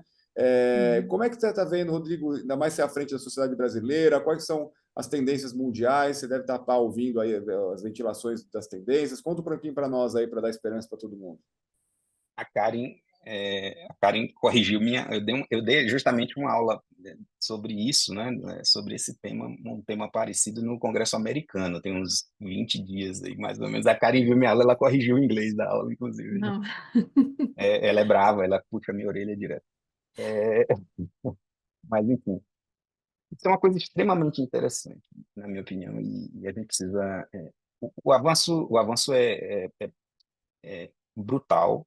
Hoje a gente tem várias tendências né, muito se falou por muito tempo de que a cirurgia iria acabar, e o que a gente vê em grandes áreas, em vários tipos de tumor, é justamente o contrário, coisas que nós não operávamos antes, né? O oncologista está conseguindo trazer esse paciente para um ambiente, para um perfil de cirurgia, e a gente está conseguindo entregar, né, uma chance maior de tratamento para esse paciente. Vários tumores, a sobrevida vem aumentando justamente porque a gente está casando, né, os tratamentos sistêmicos com a cirurgia, com radioterapias específicas, com tratamentos ablativos com outros métodos, usando, por exemplo, radiologia intervencionista e por aí vai. Mas existem alguns pontos que são básicos no desenvolvimento da tecnologia, né? Mas ainda o centro da tecnologia é o cirurgião, né? O centro da tecnologia é o time. Quando eu falo cirurgião, eu estou falando no time. E o cirurgião, o time cirúrgico, ele é fator de prognóstico em oncologia, né? Então, assim, é por isso que a gente defende, né, o treinamento. E vocês vão me ouvir repetir, e é de propósito, eu estou repetindo isso de propósito, para que você, aluno aí que quer fazer câncer, vai estudar, né? Estudar câncer, não vem com essa de formação de TikTok, não, que isso não funciona para câncer. Para outras coisas até é verdade, o Fábio está rindo, mas é verdade, né? Para câncer não funciona. Então, vamos lá. O cirurgião, o time cirúrgico é fator prognóstico. Ponto. Isso é dados, não é opinião, isso é um dado de literatura. A grande questão é que, junto com esse conhecimento, né, essa tecnologia, que é a tecnologia profissional, é o treinamento do cirurgião, o conhecimento do cirurgião, expertise, né, da equipe cirúrgica, você tem hoje outras áreas que estão avançando de forma brutal. A robótica, a genômica, né, a internet das coisas e as inteligências artificiais. Então, hoje você consegue agregar e ampliar as habilidades humanas, e é isso, na prática é isso que acontece. Você hoje consegue ampliar as habilidades humanas, né, de memória, de processamento de dados, de movimentos precisos, etc., de visão, de zoom, de ampliação, de visão tridimensional. Você consegue ampliar essas faculdades humanas de forma artificial, usando inteligência artificial, robótica, etc. Além disso, você consegue também empregar, né, outras modalidades de tratamento que estão transformando doenças que antes não eram tratáveis cirurgicamente em doenças tratáveis cirurgicamente. E esse é um dos grandes avanços da medicina, principalmente imunoterapia e outras tantas situações que estão surgindo aí em velocidade inacreditável, né? Então, a robótica, genômica, inteligência artificial, isso já é realidade. Ponto. Realidade. Isso aí não adianta. Agora, se você quer estar preparado, e aí é onde a gente vai chegar no ponto. Se você quer estar preparado para utilizar essas ferramentas, porque não é o robô que vai operar. A pergunta para a inteligência artificial, quem tem que fazer é você. A inteligência artificial, inclusive tem gente que condena o termo inteligência artificial, né? Porque ela não é nem inteligência nem artificial. Na verdade, O ela professor inteligência Nicoleles, ele odeia quando fala isso, professor exato, Nicoleles. exato. A inteligência é uma faculdade humana, não é uma faculdade, né, de sistemas computacionais. Então, assim, quando a gente entende que nesse contexto, de qualquer forma, para qualquer lado que você gire, você tem que ter alguém operando a máquina, alguém fazendo a pergunta ao computador, alguém juntando essas informações, alguém entendendo o caso e transmitindo essas informações para essas ferramentas, você entende a importância do treinamento do cirurgião, do médico que faz assistência. E o grande diferencial da coisa, quanto mais você avança inclusive na aula, teve uma parte da aula que eu peguei essas perguntas e entreguei para as inteligências, para 2 inteligências artificiais, e elas me responderam, né? Eu usei a própria inteligência artificial para responder as perguntas da aula. E quando você chega nesse momento, né, você entende, quando você lê as respostas da inteligência artificial, que vão ter 2 diferenciais: o treinamento tecnológico técnico do profissional e a abordagem humana. Isso é interessante. Você não está tratando um câncer, você está tratando uma pessoa. E isso faz diferença no contexto, inclusive nos desfechos. E quando você entende que o seu papel é entregar valor, né, ou seja, não é somente interferir naqueles desfechos, cura, sequela, óbito, não. Você tem que entregar muito mais que isso. Você tem que pensar em qualidade de vida, você tem que tratar a pessoa como um ser humano, você tem que entender que quando que você está tratando aquela pessoa, você está tratando da família dela. Né? É um contexto muito mais amplo. Isso a inteligência artificial não vai te dar. Então, assim, eu terminei a aula com essa frase: em tempos de inteligência artificial, nós temos que ser cada vez mais humanos. Essa Karen, é a visão. sensacional. E, Karen, eu acho que aqui É. cabe uma pergunta, porque é o seguinte, dentro das experiências, falamos de muita coisa, doença, Uhum. tratamento, e a cirurgia oncológica, mas assim, a cirurgia oncológica é uma área que se defronta todo dia com a finitude da vida. E a gente não vê essa preparação, né, Karen, com os alunos aqui. E Muito o que você raro. acha? Eu queria ouvir do Rodrigo, mas porque é É, difícil lidar com isso, né, Karen? por exemplo, Rodrigo, você falou uma coisa extremamente importante. A inteligência artificial, que realmente não é inteligente, e nem muito menos assim, a gente fala que é artificial, tem sempre alguma coisa por trás ali que humanos trouxeram. Na verdade, é isso, né? Isso. Essa informação toda, todo o banco de dados que existe, que essa teórica inteligência utiliza, foi criada por humanos. Então, estamos por trás, de qualquer forma. E aí você fala uma coisa importante. Ela não vai ter o bom senso. Ela não vai ter até onde esse paciente pode ir, até onde aquele procedimento vai trazer ou não qualidade de vida para esse paciente. Isso é fato. Porque às vezes nem sempre continuar e insistir é o melhor para o paciente. E essa tecnologia, ela vai te dar, olha, tem que ser feito. Pão, pão, queijo, queijo. É isso aqui. Mas o cirurgião experiente, que já conhece, tem ali uma pessoa por trás, uma família, ele vai ter esse bom senso em saber até onde eu posso ir ou não com esse paciente, coisa que a inteligência, digamos assim, não vai ter.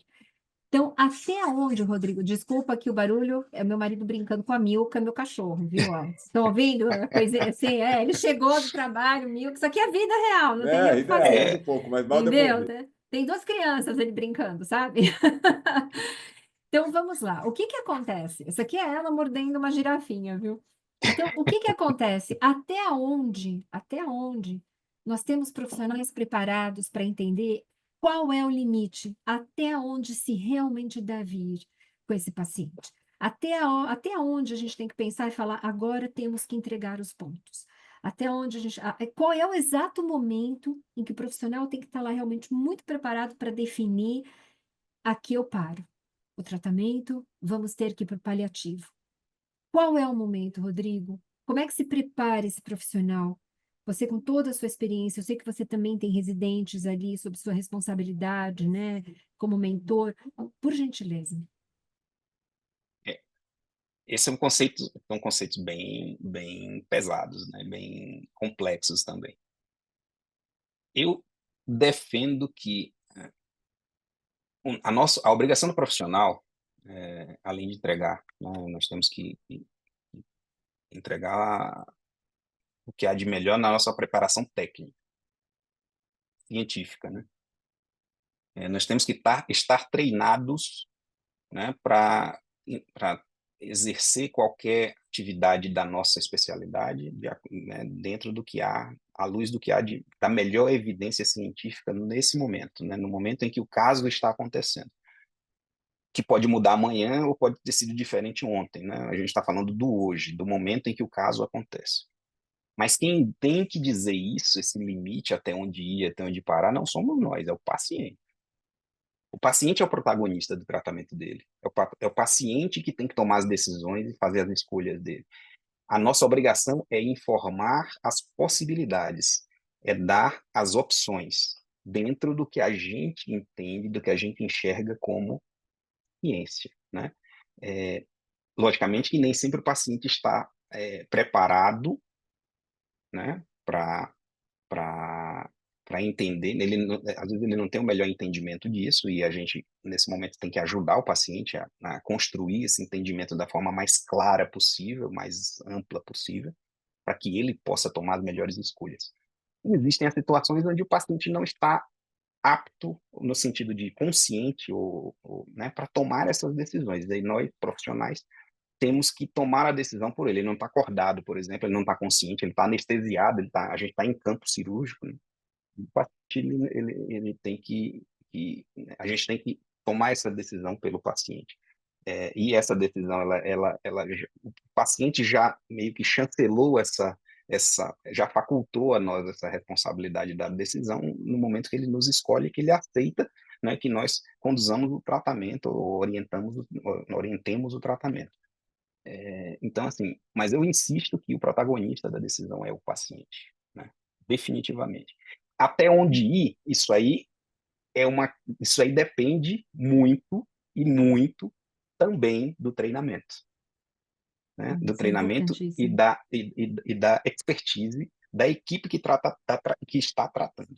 Então, assim, cuidados paliativos é uma coisa muito mais complexa também, né, que a gente entra em cuidados paliativos, deveria entrar muito mais cedo, e o termo paliativo, às vezes, traz uma carga pejorativa que não deveria ter, né, que, na verdade, o cuidado paliativo, ele é muito mais do que somente aliviar sofrimento no fim de vida, ou permitir, né, situações de fim de vida menos dolorosas.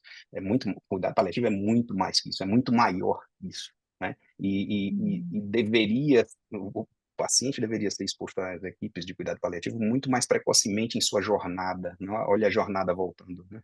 Em sua jornada oncológica, o paciente deveria ser exposto a essa expertise, essa especialidade que é o cuidado, que são os cuidados paliativos, muito mais precocemente, né? Mesmo não sendo paliativo, mesmo tendo opções de tratamento, inclusive com intenção de cura, inclusive, Sim. né? Porque isso é Mas o qualidade de limite, vida. qualidade de vida. Isso é qualidade de vida. O limite é difícil falar em limite quando chegar a esse limite, porque esse limite ele depende da sua formação, do seu treinamento, da sua condição de trabalho, né? Onde você está, se o hospital é um centro de câncer ou não, se o hospital ele fornece os instrumentos ou não, e principalmente da decisão e da escolha do paciente. Você acha que o profissional hoje, ao seu ver, principalmente os residentes, os recém-formados, eles estão preparados para Não, conversar com esse paciente, para conversar, isso, conversar com a família, com o paciente? não. O que que você vê, o que que você acha que é necessário? Fala para gente, por favor. O que está faltando, Rodrigo? É, existem várias. Isso aí é difícil falar porque, né, problemas complexos exigem soluções complexas. Isso é uma coisa Uhum, que a gente precisa entender de forma sistêmica. Existem problemas diferentes. O Brasil, falando em específico do Brasil, o Brasil hoje é uma realidades muito diferentes. Nós temos a melhor e a pior medicina do mundo dentro do mesmo território, né? É assustador, assustador. E hoje você ter bons resultados em oncologia depende muito do CEP, né? De onde você mora, inclusive. Isso é um fato, né? Então, assim, nós temos pessoas que têm uma chance muito menor de tratamento, muito menor de cura, depender de onde ela more. Isso, na minha opinião, inaceitável, né? Mas, enfim, sem entrar na seara, né, geopolítica da coisa, a, a, cada situação exige uma solução diferente, cada situação exige está dentro de um contexto diferente, mas existem coisas que são comuns. Aí eu volto a insistir, treinamento. Nós temos que treinar a má notícia. As pessoas têm que entender, né, que o paciente ele tem que exercer protagonismo. A gente tem que treinar os profissionais de saúde, né, em especial os médicos que se propõem a tratar câncer, né, a entregar má notícia, né, a acolher o paciente. E entendam aqui, quando eu falo acolher e tal, não estou falando da coisa sentimental somente, isso é importante também, mas eu não estou falando somente da ação emocional, da carga humana que isso traz. Eu estou falando de treinamento mesmo. As pessoas precisam receber treinamento para abordagem do paciente, em todos os seus aspectos, em todas as suas dimensões. O ser humano ele tem várias dimensões, isso é muito bem estudado quando a gente estuda qualidade de vida, né? Eu estudei qualidade de vida no meu mestrado, no meu doutorado, a Karen também, né? A gente entende qualidade de vida como um conjunto de dimensões social, física, emocional, né? Existe dor, existem todas essas dimensões trabalhando em conjunto. E quando você esquece alguma delas, você não vai entregar qualidade de vida para esse paciente. Qualidade de vida é um conceito muito mais amplo do que somente a ausência de dor, ou a ausência de sofrimento, ou a ausência de qualquer coisa que seja danosa ao estado de saúde. Mas, inclusive, assistência espiritual, diferente de religião, né? Não estamos falando de religião aqui, né? Mas assistência espiritual, né? O ser humano, muitos de nós temos a capacidade de atribuir poder ao sobrenatural, e chamamos desse Sim. sobrenatural de várias formas diferentes, não vou entrar no mérito, né? Mas isso Uhum. precisa ser entendido como uma ferramenta extremamente poderosa de Uhum. tratamento, né? Sim. Extremamente necessária a abordagem disso. Quando é que você começa a entender isso? Você só começa a entender quando você conhece. O primeiro passo é conhecer. Então, o treinamento, o tratamento em ambientes onde as pessoas entendam isso de forma mais completa, como centros especializados em oncologia, a gente defende isso. Eu particularmente defendo muito isso. Centros especializados em oncologia, eles conseguem entregar melhores tratamentos. Isso é um fato, né? Então, Rodrigo, você está dizendo que câncer tem que ser tratado só em centro de oncologia? Não, o câncer ele começa a ser tratado na escola. A gente já viu aqui, né? Ele começa a ser tratado em casa, né? Vacinando contra o HPV, né? Não comendo salsicha, né? Não tomando refrigerante, fazendo atividade física 50 a 300 minutos semanais, não fumando, não bebendo, enfim. É uma coisa muito mais simples do que a gente imagina. Mas para você entregar esses melhores resultados também nesse contexto do entendimento global do paciente, do entendimento holístico do paciente, você tem que conhecer o que você trata. É por isso que a gente insiste. Quem trata câncer tem que ser conhecedor do que é câncer. É muito mais do que só operar. É muito mais que só operar, né? É, Espero ter Excelente. respondido. Às vezes eu me enrolo na Nossa, resposta, né? não, excelente. Muito bom. Obrigada, viu? Linda resposta. o Rodrigo abriu aqui falando do primeiro paciente dele que marcou, né? Foi uma perda. Eu também tenho um, podia fazer um paralelismo, mas não é o caso aqui agora. E, e eu gostaria, assim, Todos já estamos... temos, né? Todos Não, temos. mas assim, o primeiro paciente que Pacientes ou você... parentes, ou É, amigos, todos nós temos, mas, médicos ou não, tá? Todos temos os nossos, mas você né? vê que você lembra dele até hoje, né? Então você vê que teve um gatilho ali Eu lembro o emocional nome dele. bom. Eu também tenho o meu, assim, engraçado. Mas o que eu queria. Vamos terminar de novo, acho que com essa parte emocional, da perda, acho que é importante, né, Karen? Até para deixar alguma recomendação. Você citou aqui o artigo do Sullivan, né, que é um clássico aí sobre câncer e tal. Acho que vai ser legal depois até a gente disponibilizar, talvez, aqui para os meninos que nos acompanham. E então, assim, como você bem colocou, o pessoal não está preparado, né, para lidar, para informar ou lidar com a notícia ruim, né, no caso de um câncer. Mas que recomendação dá para deixar assim meio que geral, até como um caminho, um início de caminho? Isso. O que que é uma leitura? São vídeos, é um estudo? O que que é? Porque a gente entende que existe uma validação do tempo. O cara vai ter que viver câncer lá nos ambientes que tratam câncer, né? O oncológico, como você bem já Sim. caracterizou, mas que para terminar aqui essa parte, que tem um peso também, né? Não só de passar para paciente técnico, mas para depois como sai embora com isso, é pesado. Então, essas duas faces, Uhum. a entregar com qualidade e lidar com isso, né? Para a gente amarrar aí para fechar o podcast. Uhum. Eu fiz um levantamento justamente para essa aula que eu falei para vocês aí, que a Karen corrigiu. Fiz um levantamento a respeito porque a pergunta era como a gente pensar fora da caixa em casos pouco usuais e difíceis, né? Então, com o levantamento que eu fiz, com a análise lá dos estudos que a gente fez, a gente entendeu que casos usuais, casos não usuais e casos difíceis são extremamente comuns, né, em oncologia, né? E que você realmente precisa estar preparado para isso. E aí eu fui fazer um levantamento, né, levando em consideração o tamanho dos Estados Unidos e a excelência, né, das universidades e tal, e da formação médica nos Estados Unidos, que é sólida, é séria, né, uma coisa realmente que deve servir de padrão para vários países no mundo, né, inclusive para a gente. quando a gente vai enxergar a formação de cirurgia geral lá, que são em média aí seus 5 anos, né? É, em média, um residente de cirurgia geral ele é exposto, né? Se você entende casos complexos, né, de uma forma geral, um residente ele é exposto a 38,9 casos complexos durante a sua formação. Isso não é nada. Isso é absolutamente nada. Isso por si só já explica a necessidade, né, de especialização, de busca, né, por outras fontes de conhecimento e outras fontes de treinamento. Então, assim, aí eu divido essa situação em dois contextos. Se você tem curiosidade em oncologia, o que é absoluto, mas eu não quero ser especialista em oncologia, eu entendo isso como absolutamente justo. Eu comecei assim, né, sendo curioso. Onde você vai buscar isso? Aí, né, fazendo aquela propaganda, vai buscar no site da SBCO. A gente tem um monte de coisa legal lá, um monte de informação legal, um monte de vídeo, Instagram, YouTube, a gente tem um monte de coisa de verdade, um monte de coisa legal, inclusive voltada para o paciente e para o público que não seja da área de saúde, né? Então, assim, curiosidade, esses sites, né? O site do INCA, do Instituto Nacional do Câncer, é extremamente interessante. Sugiro realmente que vão buscar informação lá. É muito legal mesmo, né? Enfim, então essas fontes mais fidedignas, essas fontes mais gabaritadas em termos de conhecimento, que realmente têm autoridade em falar aquilo que falam, elas são absolutamente importantes para a gente dirimir essas curiosidades que são naturais do estudante de medicina ou do estudante da área de saúde. Isso é um ponto, mas aqui a gente está falando de curiosidade. O outro ponto é formação, né?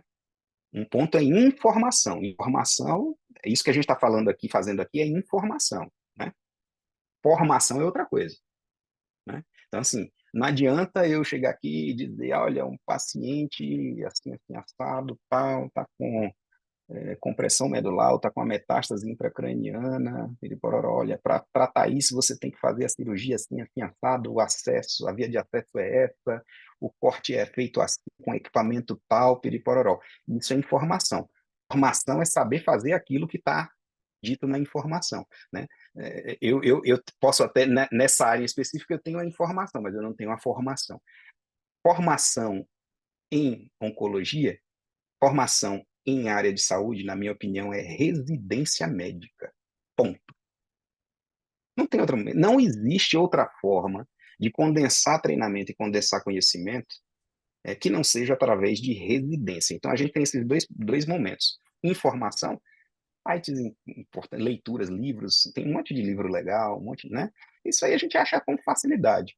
Formação é outra coisa. Aí é residência médica, é correr atrás realmente disso que a gente passou esse tempinho aqui conversando, né?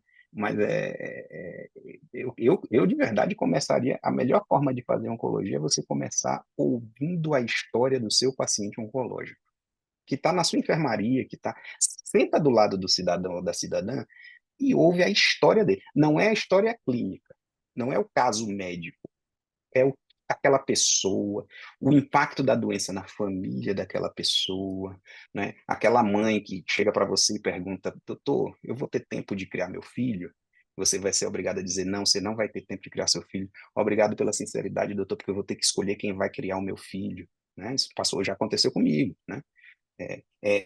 Você quer começar em oncologia? Comece ouvindo o que é o câncer, o impacto da doença nas famílias, nos pacientes, não somente naquele ser humano que está deitado ali, né? O entorno, o contexto é muito mais rico, né? E muito mais, que nos ensina muito mais do que somente a questão técnica científica. E eu não estou falando isso de verdade, não é. A Karen me conhece o suficiente para saber que não sou sentimental, não, né?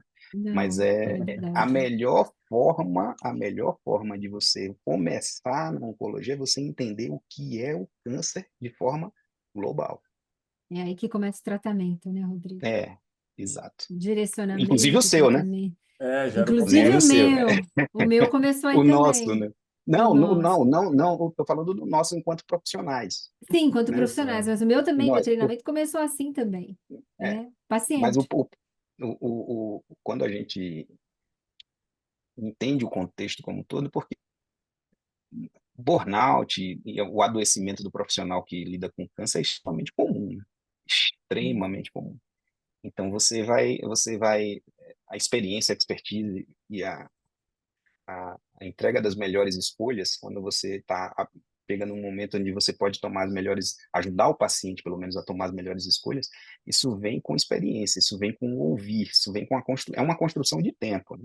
Não Uhum, necessariamente vem com a idade, mas vem com a senioridade. Então, tem muita gente uhum, nova que tem uma senioridade muito elevada, né? uhum. Existem pessoas jovens com treinamento e com a senioridade que Sim. entregam decisões muito maduras, né, Uhum, muito avançadas, né, que não são necessariamente compatíveis com a sua idade cronológica, né? uhum, Isso vem uhum. dessa construção do ouvir, né? Então, informação e formação são coisas diferentes. Informação a gente tem sites, tem um monte de coisa aí na internet, o site do INCA, o site da SBCO, da Sociedade Brasileira de Cirurgia Oncológica, sbco.org.br, enfim. Começa por aí que você vai achando várias coisas, você vai puxando o fiozinho da Uhum. meada, mas formação é residente. Bom, chegando ao fim Perfeito. aqui, né? Porque dado até o horário, mas você vê que o papo vai se deixar, você tinha ir embora aqui. 3 horas, E, Rodrigo, você quer deixar algum canal aí? Não sei se você tem rede social, como é que é? Falar para nós aí, deixar para o pessoal, se alguém queira te seguir, acompanhar seu trabalho. Eu já notei aqui que você sugeriu o site da SBCO e do INCA, depois eu deixo linkado, assim como o artigo que eu vou te pedir para a gente dividir para os alunos aqui, para ficar fácil acesso para eles poderem ter esse contato. E deixa aí o seu contato, o Instagram, não sei como é que você. No Instagram tem lá, se você colocar Rodrigo Nascimento Pinheiro, você me acha, né? Eu acho que assim, eu sou meio ruim com isso, eu sou meio analógico, né? Mas eu acho que é @Rodrigo Nascimento Pinheiro, né? Meu e-mail, se vocês quiserem anotar, é rodrigo@cancerdf.com.br, né? Enfim, mas no site da sociedade lá vocês acham a gente, tem os nossos contatos, tem tudo, tem os caminhos lá para achar, e jogar nosso nome no Google sai lá, né? Tá, inclusive os boletos que a gente deve. Então, hoje em dia, essa turma mais nova, essa turma mais nova, Fábio, eles não têm esse problema, não. Eles acham a gente Não tem fácil, como né? se esconder, né, Rodrigo? Não Não Exato. tem, não tem, não tem. O tem, não pessoal, o tem. pessoal não é mole, não. Mas Bom, eu cara, fico, acho que é fico isso. aberto a isso, né?